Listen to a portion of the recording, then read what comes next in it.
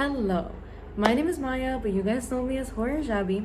I'm a TikToker who makes scary types of videos and horror and true crime and all that type of stuff on my TikTok, but now you are on my YouTube channel. You're so golden. Okay, so before I begin with anything, I have a different background. I'm pretty sure you guys noticed, but it's because I'm not home. So now that I got that out of the way, let's begin. Today, I'm gonna be talking about the story of Gypsy Rose. Gypsy Rose Blanchard lived with her mother, DD Blanchard, as a mentally challenged kid with a lot of illnesses and sicknesses like leukemia and all that type of stuff. Slowly but surely, she found out that her entire life was a lie and took a huge turn and twist at the end of her life that I'm really excited to tell you guys about. So it's gonna be a long video, but I promise you're gonna enjoy it. So to begin speaking about Gypsy's early life, Gypsy Rose was born in 1991, which is basically where everything really started in her life. Her mom started to tell people that she suffered from something called sleep apnea, which is a sleep disorder that basically your breath stops while you're asleep, like regularly. So it starts again, but it stops regularly while you're asleep.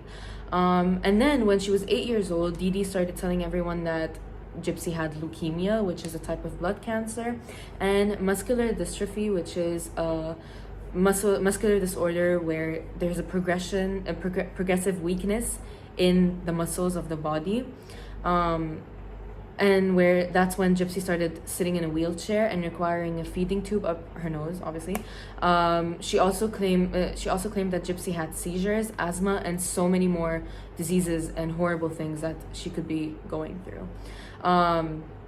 She started getting outside attention and stuff like that, and that's when she became popular, when she started using a wheelchair, where they started getting benefits and money and stuff from people outside to help them, because obviously her daughter is very sick and she couldn't afford everything for her. Now obviously, because of all the sicknesses and the issues that Gypsy had, she had to be on a ton of medication throughout her entire life, and she also had to undergo multiple surgeries like eye laser, and at some point she got her teeth pulled out because it was rotting because of the amount of medication she was taking. Now of course, because she was going through all that and Dee Dee was a single mother, she got a lot of outside attention, and Gypsy became really popular because she also had the mind, she was mentally challenged, so she had the mind of a 7-year-old that she could never grow out of. So she was receiving a lot of benefits with her mother and money and stuff from people outside as donations to help them get through whatever Gypsy needs to go through. Slowly but surely, Gypsy started to realize that she wasn't actually sick and she didn't need all that type of stuff, and it was really bad. It got really bad at some point. But I'm gonna start talking about Dee Dee's background before I can tell you how bad things really got with Gypsy and her mom. So Dee Dee. Dee Dee is Gypsy's mom. There's no like certain information about her early life, but what we do know is that she most probably had something called Munchausen syndrome by proxy, which is what made her fake all of Gypsy's sicknesses for sympathy and attention from the outside world. Whenever Dee Dee would take Gypsy to any doctor, 9 out of 10 times they tell her that there's nothing wrong with Gypsy, but she'd keep searching to find a different doctor to tell her and convince them that Gypsy had something that was wrong with her. She was also really good at hiding that she was lying about everything. She had nurse training, so describing the certain symptoms and things Gypsy was going through was really easy for her because she already knew everything about whatever she was talking about, and people never doubted her because she was a nurse. So it was a really ideal situation for her. When Gypsy would go with her to the doctor, Dee Dee would not allow her to speak or say anything, or even say if she was in pain or anything like that, because she knew that if Gypsy were to speak, Dee Dee's plan would be ruined. Now you may be thinking, what about Gypsy's father? Dee Dee and Gypsy's father weren't together. I don't think they were ever married, or if they were divorced. I'm not sure though. Dee Dee told Gypsy's father about everything that Gypsy was going through and all these problems, and he willingly believed her, because why would she be lying about her own daughter? That's what everyone was thinking at the time. Slowly, Gypsy started to catch on in her early life that she wasn't actually sick. She could walk, she didn't need a breathing machine, she didn't need a feeding tube, nothing like that. And then the people around them started to also notice that Gypsy seemed normal. She didn't need any of the things that she was using. So what Dee Dee did was picked up Gypsy and moved away from Louisiana to Missouri. She told everyone that she suffered from Hurricane Katrina and they lost big parts of their house, which is a good way to tell people that the medical records were gone, and that's why she had no evidence that Gypsy was ever sick of anything. So now about Gypsy's more teenage life. In 2008, Gypsy and Dee Dee moved back to Louisiana, where the community felt really bad about telling Dee Dee and accusing her of lying about everything. So they built a ramp in their house. They made it accessible for a wheelchair because Gypsy was in a wheelchair. And they were receiving so many benefits, like going to free concerts to people they enjoyed and going to a Disneyland trip free. It was crazy, the things they were getting.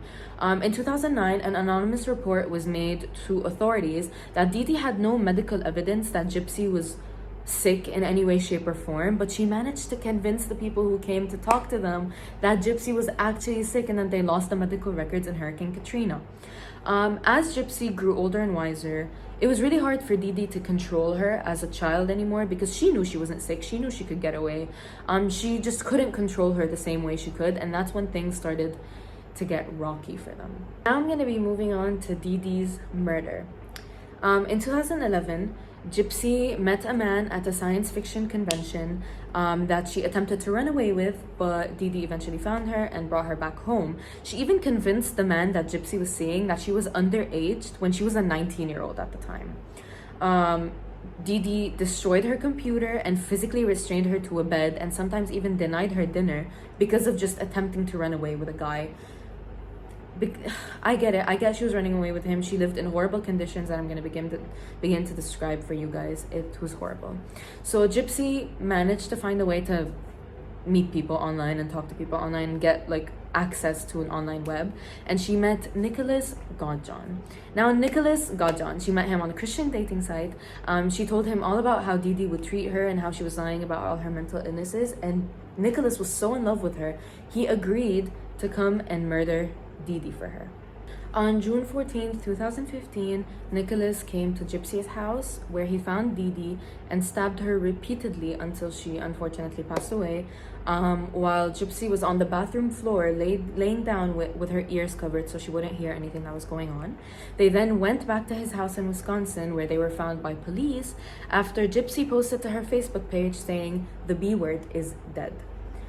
She then confessed later on that she posted that so that they would discover the body of her mother because she didn't want her to just be left there and rot for multiple days.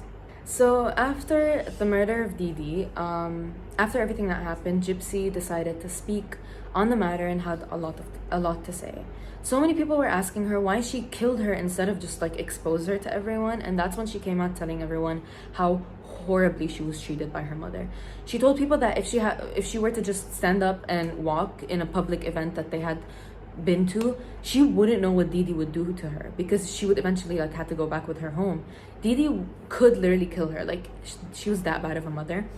Dee Dee never allowed Gypsy to go to school and told her that she was mentally challenged and that she would remain 7 years old in her head her entire life when she wasn't. She told her she wasn't normal. In public, she'd hold her hand and squeeze it really, really hard when she needed her to shut up.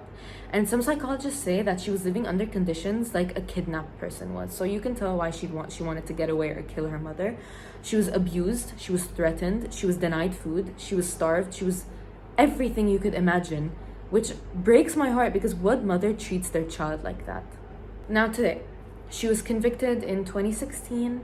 Her lawyer was able to get her 10 years of prison with a chance of parole in 2024 because initially it was self-defense. She was convicted on a second-degree murder charge, so in 2024 she might get the chance to leave, but we don't know. Nicholas, however, was found guilty of first-degree murder and was sentenced to life in prison. Hi, editing Maya here. I forgot to mention in the video that Nicholas Godjohn was actually autistic. They found out after they convicted him that he had either level 1 or level 2 autistic disorder syndrome. They did do a judgment test though, and they found out that it does not affect the way he judges situations. So that's why his conviction is a little more severe, even though he's autistic. But yeah, I hope you're enjoying, and you can continue now. And then in an interview with Dr. Phil that I'm going to be linking down below so you can go watch the entire thing, Gypsy mentions that although she knew she could walk and she didn't need a feeding tube, she did think she had leukemia. So maybe to her, I don't know, in the moment she only thought the lie was that she could walk and that she didn't need the feeding tube, but she did think she had leukemia, she did think she had sleep apnea, she did think she needed all that type of stuff. She also said, and I quote, "I'm glad I'm out of that situation, but I'm not happy she's dead." I mean, that's basically where the story ends now, because we probably won't get any more updates until 2024 if she does get out of prison, or in that case 2026 is the year she actually gets out, so we never really know when we're gonna get an update on the situation. I think killing Didi wasn't the way to go, but I get where she's coming from, because she lived her entire life being abused and thinking that she was mentally challenged and ill and needed medical attention 24/7. She didn't get to live her life, but at least when she comes out, she might get to live a portion of her life. Who knows? So before I end this video, I want to mention that there is a TV show about her life called The Act. She said it was pretty accurate how they depicted her life and how they depicted her mother. The main character, the person playing Gypsy, is actually Joey King. So I think everyone should go watch that TV show. I haven't seen it yet, but I really want to watch it. So if you guys do watch it, please tell me what you think. And also, I'm going to link a website down below where you can watch the show on it for free, no signing up, nothing. So yeah.